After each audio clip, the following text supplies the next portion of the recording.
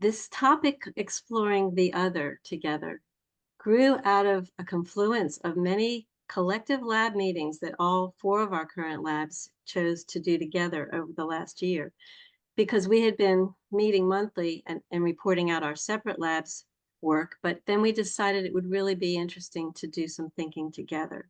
So that's what we did. We were thinking together in this space of looking at how we could bring to bear some insight on societal issues that are of the moment right now, important things that some people have already mentioned, that how do we talk about them? And so we all did this for about 4 or 8 months almost since the beginning of the year. And a lot of things came together around a global umbrella of the idea of belonging. And so many subcategories we can all imagine fall under that umbrella. But we decided, Ann and I called this exploring the other, because the other is a broad enough term that helps us sort of synthesize and imagine what this could be about. And we wanted to do it together. And so the labs have found that when we think together, we find a lot more creativity. And that's a big part of this form of dialogue. So we're going to be doing this together, exploring the other, in an uncommon form of dialogue.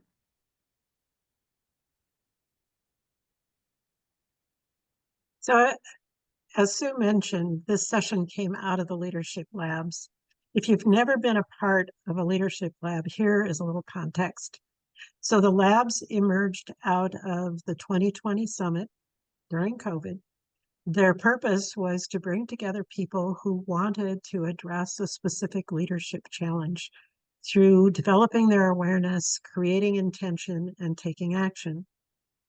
Some of the labs completed their work and disbanded. 4 labs remain. Those are Dialogue, Unlearning Racism, Women in Leadership, and Democratizing Leadership in Education. They have all produced actions in the past, but would like to continue to explore these challenges. Next slide, please. So the labs are self-governed. They're online groups. They have a defined purpose. They set their own meeting schedule and goals. The labs each need to have at least one leader that schedules and plans the meetings. And traditionally, there have been monthly meetings for the lab leaders, the leaders of those labs, to share their lab's activities, progress, and topics. We found that this collaboration reveals threads that connect each of our labs. For example, today's topic, the other, actually came out of the leadership labs leaders sharing that there was a societal issue of belonging that manifested across all the labs, and that this was an area for us to collectively explore.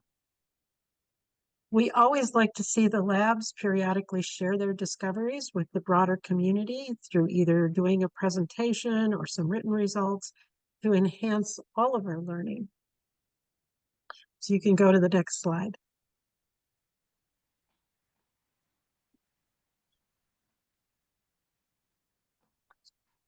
Dialogue Creating Common Meaning is the name that the Dialogue Lab used for itself at the beginning.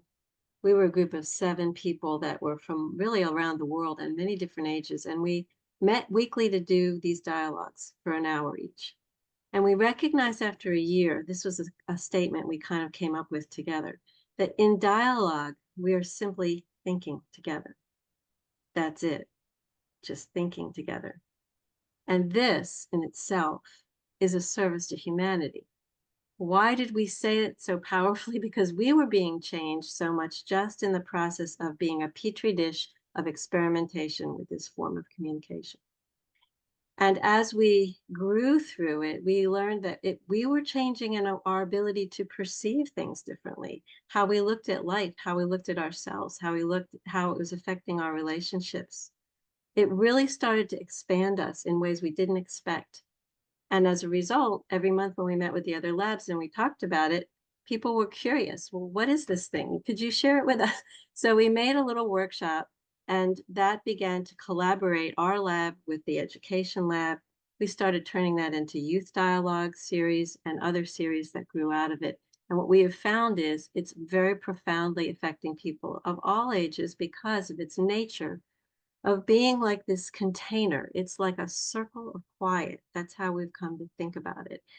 There is no agendas. We don't try to solve anything. It's not designed that way. It's designed to help us think together and expand our thoughts and open to more curiosity and creativity. And all the voices in this circle of quiet are equal, no matter where you're from, how old you are, anything about you. It's the same. Every voice is equal and every voice is important. And because of this, we've noticed it creates two things that don't always go together. And we call that a both and. It creates more confidence in ourselves the more we practice it regularly, as well as trust in the other people we're practicing it with. And a lot of times when you start off, there's not that trust or sense of comfort with everybody equally, which is normal. But dialogue allows us to grow a new muscle in that way. It's an expansive way of being. And what this really is a way of being more than a tool. It's a new way of finding out who we are, who others are, and what can we find out together. So here's the flow for today. We're going to explore more of the purpose and elements of dialogue. We've talked about the context of our labs and the workshops, but we're also going to talk in a dialogue. And that's the experiential piece of this that will be at least 31 minutes. That's when we will close the chat. And we can really stay present doing that. And then at the end, we have a process section where we really don't talk so much about the topic we dialogued on, although that can be embedded, but it's more reflecting on what was this? How did this affect us? What are we feeling? And how are we experiencing ourselves differently? What's going on? And that is usually a very interesting segment of the dialogue workshops is what people say in the process section. And lately in our youth dialogues, we've had young people 15 years old say, this has really changed how I look at my friends. That was after they had gone to one dialogue, So we've had some really interesting feedback about this in the process section of dialogues. So here's the person that designed this particular form of dialogue that we're using. And he was a physicist in the last century. He was able to use his understanding through the quantum observations he made in quantum physics in the quantum field and transpose them into human communication. It was a brilliant leap that he asked himself, well, if these particles are more coherent and they're moving more coherently, they get a higher potential. What if human beings could communicate more coherently? Could they have a higher potential? I mean, it was kind of a simple question, but he made a big leap to think that way.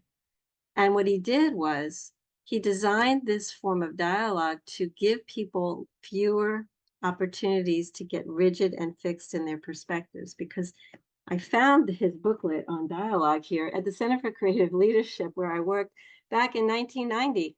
And this booklet helped me coach people for years because of this idea of the both and.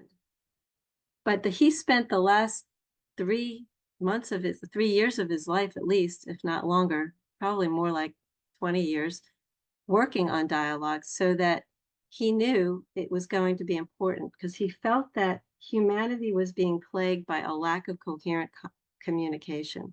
And that thought was the culprit underneath all this, how people think. So he picked this little quote out of all the things he wrote to summarize why dialogue gives us a whole new space to explore ourselves and each other in. And he said the ability to perceive or think differently is more important than the knowledge gain. Now, what does that actually mean? So perception is to see something, right? So I'm looking at this is not my hand, this is my thought. So if I could look at my thoughts and observe them and observe how they flow and the pattern they have. And why do I always seem to want to be just jumping right in all the time in this dialogue instead of waiting patiently? I observe my patterns. And that information and ability to observe my thought process is more important than any knowledge I could gain from a book or a class or a university or anything. And in his experience, that was very true. that when people could really understand how they think, and he went and studied indigenous cultures that helped inform dialogue too in this way, that was a big part of it, perception. And so when we do dialogue, it's really to try to break up those rigid fixed perspectives, to allow ourselves to have more free play in our thought, which is really something that increases our creativity and increases our ability to solve problems. Even though he didn't design it to solve problems, he designed it to actually soften us up as people. And so it's a curious and sort of strangely intuitive field in this dialogue circle of quiet, which you can experience here in just a minute. So here's how he came about creating it. He created these four main guidelines, and they're really just sort of normal things we all know from being leaders that are good to avoid, right? Having an agenda and assumption and judging people. But in this circle of quiet, we are trying to consciously observe whenever we have an agenda, whenever we have an assumption, whenever we have a judgment, and to suspend those and leave them outside of that circle of quiet, but stay curious, stay voraciously curious. We are so hungry to know what everybody else is thinking in this circle of quiet. And how that works well is because it allows for us to just bring ourselves in as open learners and very comfortable with the unknown. And the question we'll dialogue on doesn't have an answer.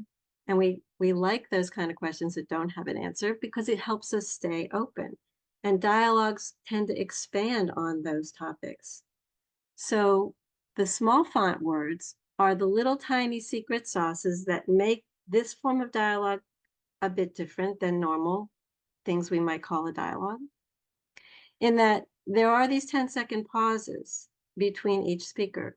Those are just, they're very, strange, and they feel funny to observe 10 seconds of silence between speakers. But the moderators in your groups will count to 10 only a few times so you can feel that. But we've noted that the pauses help not only quiet our minds of all the chatter, but if we use those pauses to really think about what we just heard someone say, not think about what we want to say back, because that's the normal MO for us all, right? We think about our rebuttal. But in this form, we try to be quieting our minds so we can really listen. So we don't have this agenda of wanting to come back. It's fine to build on each other's thoughts in dialogue, absolutely, and to disagree, absolutely. But to use the pause to really think, it becomes this sort of meta mentoring self opportunity, because we get to think about, well, what did I just want to do? I just wanted to just jump right in and refute this with some article I just read. And is that really what I want to do? So I need to think about what I want to do. And those things happen, in a nanosecond. Thoughts are faster than words can describe. But those opportunities in this form of dialogue are like having our own private mentor helping us in the moment. And that mentor is us. So David Bohm tried to design this so we can basically monitor and help ourselves grow in this setting. So that's the function a lot of the pauses, to give that space for us to really think about what we're doing. Then the spontaneity is just talk as the spirit moves you, that, no one gets called on in this method. The moderator doesn't call on anybody. So I'm going to be in the moderator role in one of the groups, and Anne and Crystal, there's three of us. If we need three groups, we'll be moderating.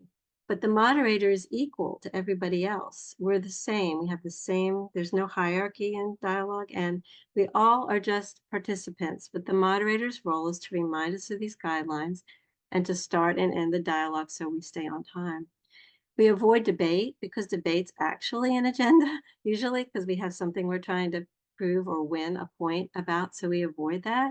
And finally, brevity, because brevity is one of those things that really makes our comments more powerful, is what we've found. The shorter our comments, the more essence we can get to say what we're trying to say, the more power it brings into the dialogue. Stories are fine. short stories. We can say a short story in a couple sentences or two. Sometimes we don't even need a sentence. And many of us notice that in dialogue, this portal of sort of creativity, all these things come flowing into our heads where we'd never really imagine we would have a thought like that. That may happen to you. If that happens, you're in the zone. You might say the thought fragment. It may not make any sense. It might be like, friendship, an open door. Well, that's not a sentence, but that's okay because this is a very creative space and we are allowing dialogue really is a space that allows a lot of things to happen in a safe container and help us experience the wholeness of our communication. So on the next slide, you'll see a picture of what I'm talking about. So this is the circle of quiet. The bubbles are people's thoughts. We throw them up in the air and they stay suspended so we can look at them and we can see these are all human thoughts. They've got the same shape and tail and different colors though and different sizes. And how are they interacting is maybe these little threads of overlap. And the purpose of dialogue is to create common meaning through a group process. That doesn't mean agreement. It doesn't mean consensus. It means look for meaning. What's coming out of all these things we're saying? Do I see any meaning in this? Am I getting a hint of it over there? And we can speak to what's called the center of the circle. Above us, there's an invisible center in those balloons instead of to each other. Because if we start talking to each other, it's a very traditional way of being together. But this breaks up that tradition because it allows us to experience more of the wholeness of the group of thoughts. And that's why we speak to the center up here of the circle. And you can float a question up to the center of the circle. It's fine. And the question does not need to be answered at any way. It just allows us to really be free in our thoughts, really have that free play that was seen in the quantum field and be in our field. And we can use that to solve problems later. So here's our question for today. It's an open-ended question. All of our dialogue questions are open-ended because it lets us not jump to conclusions and have one true answer. And this one related to today's topic around the other is, what assumptions do I make when I consider the other?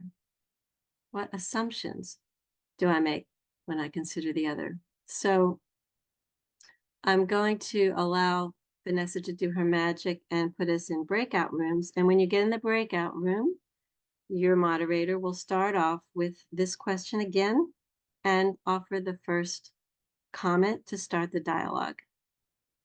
Here we go. This is the process section.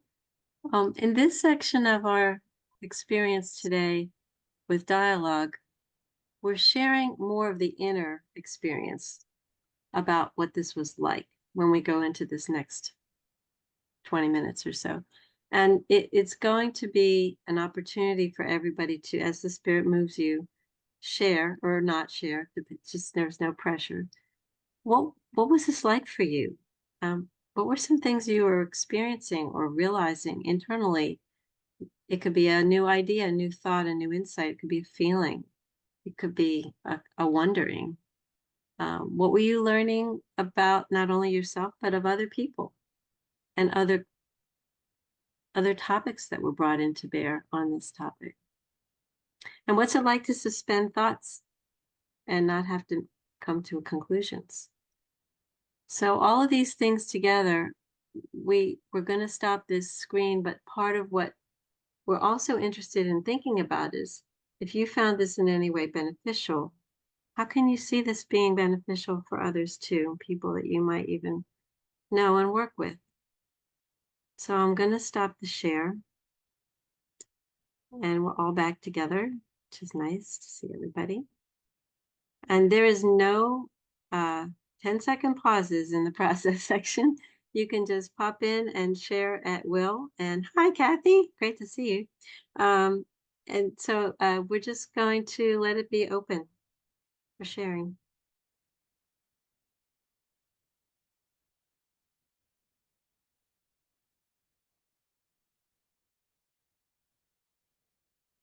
an Um, interesting exercise. Um, if you're not emotionally attached to the subject, I think it's a little bit easier to go in stride with the pause. But if you're emotionally attached to the subject, I think we all have the urge to jump in immediately, and that's probably going to take quite a bit of discipline to overcome that. Thank you for sharing that, Taz.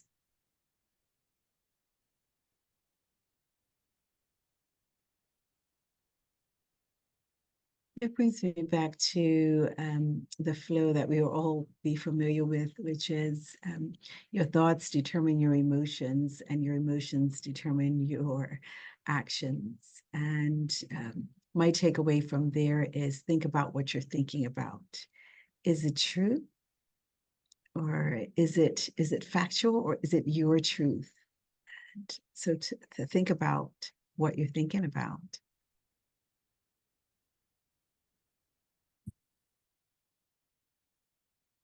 Let's remember where Covey told us our emotions come from and our attitudes come from. Okay.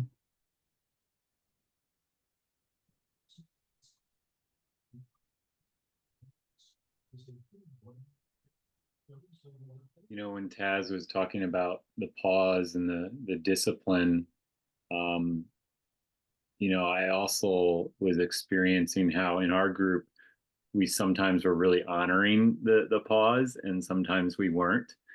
And I could tell how when, there's no judgment on anyone that was speaking because we all took turns doing it, but I could tell how my brain and my being benefited from the pauses, like having the space to process and have the discipline to what Taz was saying. It helped me kind of unpack and release a little bit of maybe an emotional charge that I might have jumped right into.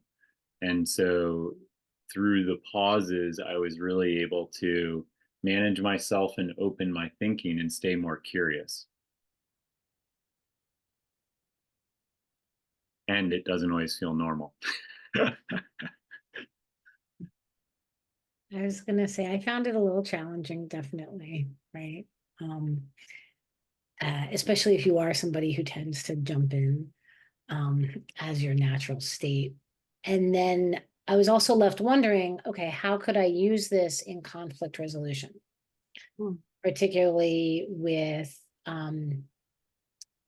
staff, people, just people, but particularly when emotions are high, right? How could this be helpful in facilitating some of those difficult conversations that often have to take place? The hard part is then there's an out. There's a different level of outcome that you're striving for, but how do you potentially still use part of this in that? Sometimes people jump in without any emotional drive whatsoever, simply because they don't want to lose the thought themselves in terms of the time it takes for other things to happen. That's that reversing the flow tricky thing that you don't feel it's natural, when you pause anyway, because, it's you're going against the grain of your normal thought habits. That's a good example of why this feels awkward. Yeah. I really like the process. I think it makes you be present in the moment, and it does force you to really listen because of the pause. I think there's less of that opportunity to do what Charlie's saying, is to like jump in with your thought, and you really think about what it was that you learned, or but you do draw commonalities. I mean, there was definite commonalities in what we all talked about in kind of making assumptions about the other. And some of it wasn't all that nice. Some of it's kind of like really negative toward the other, because they're not like us, or they're not, smart as we are, or, things like that. And it was really interesting to hear that for me that I wasn't alone in some of those thoughts, but that Mm. other those thoughts as well. And that you can learn so much by just, really being open and listening to people. But oftentimes we're so bent on what we want to say next and what we have to contribute. And why is that? And so those are the ponderings that I know I find myself having with myself when I have those thoughts. It's like, well, why am I like that? And so Mhm. it's a very like face the music kind of experience. You can't really run away from your own reckonings with yourself. Or you can, but this is encouraging you to be more To there, not. like it won't be the devil, it'll just be me talking to me. It's okay. Yeah. Exactly. I find that the pauses give me a chance to make connections between, different things that have been said and trying to put those together to increase my understanding of, um, the topic that we're talking about. It just, I especially noticed that today, that there were things that were said that, there's one here, one here, one here. And if in that pause, I could try and put them together. Mm. To Michelle's point earlier about conflict, I was facilitating a session this year, and it escalated in a team. And the only thing I knew to do was to put them in a circle and have this dialogue. Thankfully, I had this tool, thankfully, because it helped to heal by hearing each other's hearts. And that 10-second pause, it slowed down the conversation.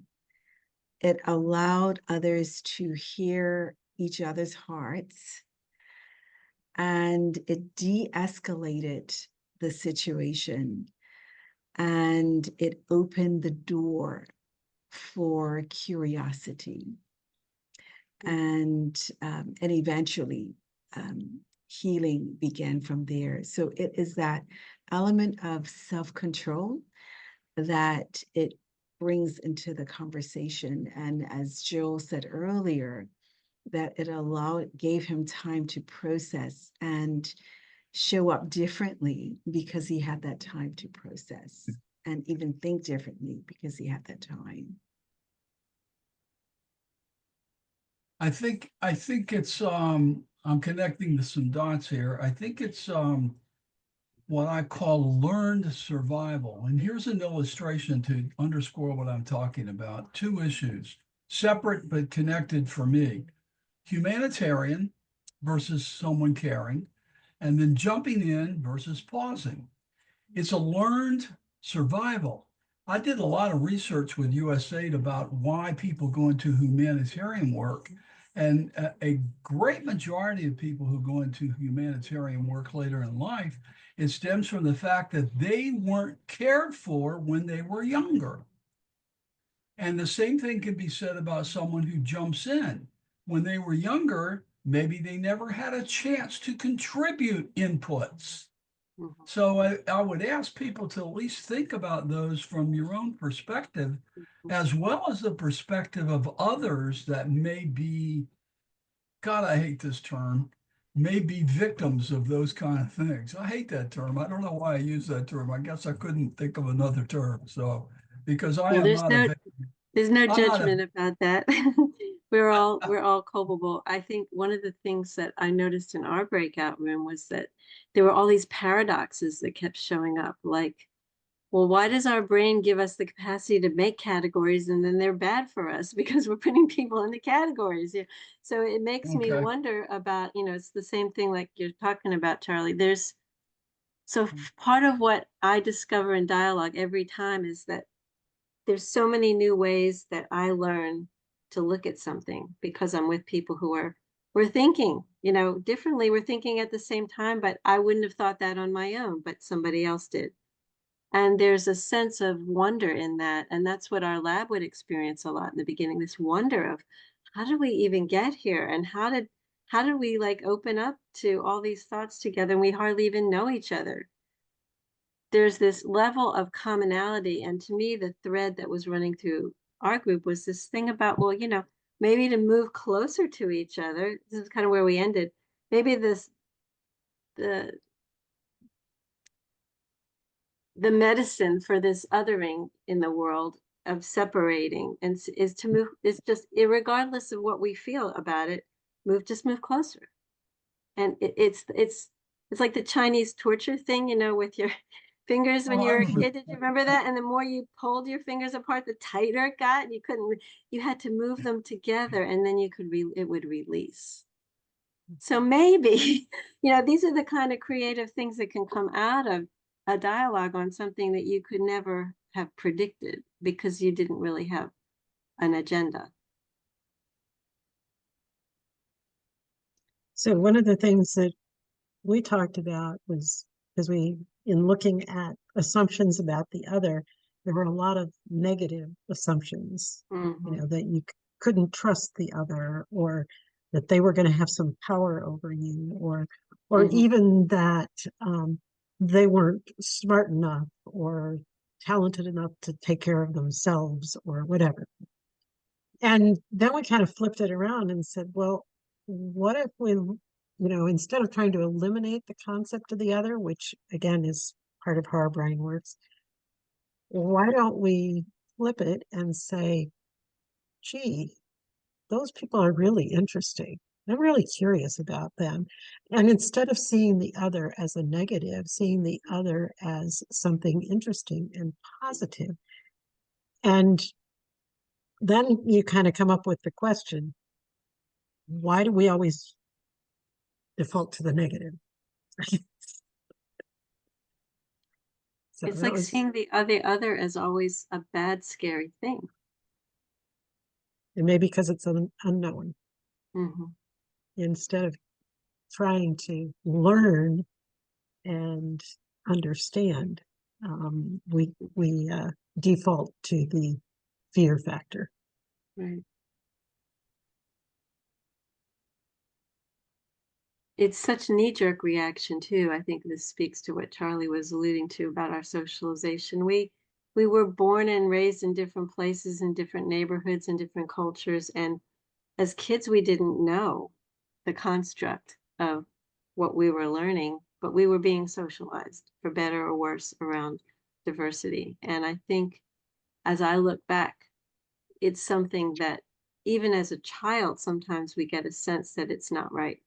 I know I had that feeling as a young child around the way my family talked about people who were cleaning, the house, and they happened to be a different color skin, and they would say they were the help. And I used to cringe at that as a child. It just bothered the heck out of me because I loved my family and I couldn't believe they were prejudiced like that. I mean, I actually thought about the word prejudice when I was 9. And I just think that we each have our own reckonings at different times in our life with our consciousness about things, our consciousness about what we've been taught, and do we want to believe that? And how do we undo that? And how do we avoid having the knee jerk reaction of, having an immediate response to somebody that reminds us of a story someone told that scared us about an experience they had? I mean, just it's infinite how much facets contribute to our definitions of the other. What do we want to believe? What do we want to unlearn? What do we want, so where does it leave us? And I think it's such a huge, enormous, enormous topic. And I'm so glad that we're talking about it openly. I'm glad, like, Michelle came on in the beginning saying she hoped we could talk about this because it's such a difficult topic to talk about in today's society. It's so, explosive. And today's session to me gives us a chance to really do an experiment. And it probably we didn't have all that many people here, but I'm glad we're having, more willingness to be open and honest about our experiences too, because that's the only way we can, kind of see a larger picture and not just live in our head, our own little world of what we think. So this might surprise the heck out of you, but your comments just created an incredible connection for me, because you're looking at a guy that grew up in the projects in DC, and I was on the other side of that watching help come home. And it's the stories that we grew up with, and the thoughts that came into our head were to do everything we could as we grew up to do the same thing you talked about doing. So as a 9-year-old, so that's kind of a surprising connection. Mm. Thank you for sharing that. Sure. We still have a few more minutes.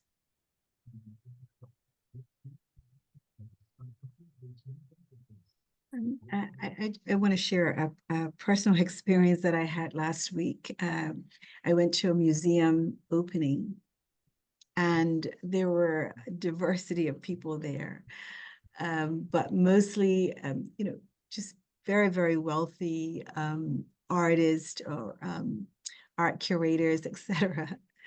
And I'm on the board there, and so I wasn't in their category, but I extended myself to everyone that I knew. Well, just I went there just very open to meet new people and to kind of just be an ambassador for the museum. And I walked towards a gentleman and his wife, just kind of very open arms to extend myself to them in terms of getting to know them.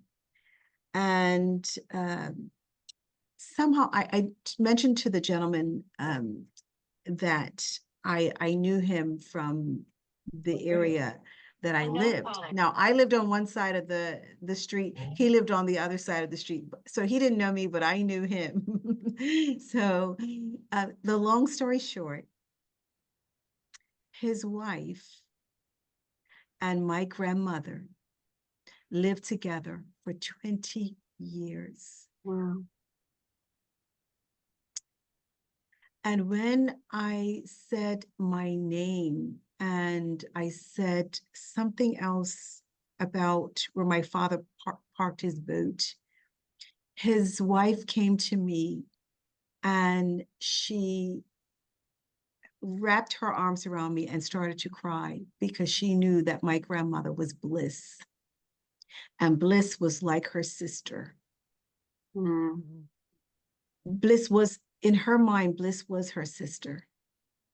I never knew that my grandmother lived somewhere else, but my grandmother's mother had so many children that she could not take care of them. But they were so far the other to me, but yet they were so very close to me. And this lady had my mother's recipes. She had my grandmother's recipes. She had more sentiment from my grandmother than I had. And I left feeling so full. We cried together. We embraced each other and we shared stories. And I would have never had that experience if I just assumed that that couple was the other. Thank you, Crystal. That is the most beautiful story. Well, I think we'll move on from here because it's just, I don't want to let that sit with us. So what we're going to do now is hear a little more about this new idea of dialogue from Anne. Okay, by now, hopefully you've seen a new definition of the word dialogue. To differentiate it, we've come up with a new term called untethered dialogue. So hopefully this describes the experience that we've been engaged in, because it's not traditionally what people think about when you use the word dialogue. So many of us found this process of untethered dialogue being transformative. It's a new way of thinking together and allowing ideas to emerge without judgment. Next slide, please. So this methodology was embraced by the Dialogue Lab, and they shared it with the other labs. It's been very successful in some of those labs, and we're encouraging some of the labs to continue to use this untethered dialogue to develop greater awareness and understanding about the focus of their labs. So it gives people an opportunity to think together more freely, increase their creativity, and engage in idea generation. So labs can freely explore through this process their leadership challenge. The group may then find that they want to move on beyond untethered dialogue and take action. So taking those ideas that have been generated and that we've suspended and bringing them into a different type of meeting situation where you can actually look at alternatives and determine actions to create meaningful change. To engage in this form of dialogue, the lab would need at least one person, maybe more, to get an introduction in how to be a moderator for untethered dialogue. But I also want to make clear that it's not required that our labs use this. They can choose to not use it, as they're still self-governed groups. We are looking for more people to join an existing lab. So the Unlearning Racism Lab, the Women in Leadership, and the Democratizing Leadership in Education labs would all welcome new members. In addition, if you have a leadership challenge and want to start a lab, we're fully interested in helping you do that. You can either drop an email to inbox@leadershipforumcommunity.org, or you can stick something in the chat and we'll get in touch with you. Also, look for other opportunities that might be coming up to engage in other untethered dialogue sessions. The next slide.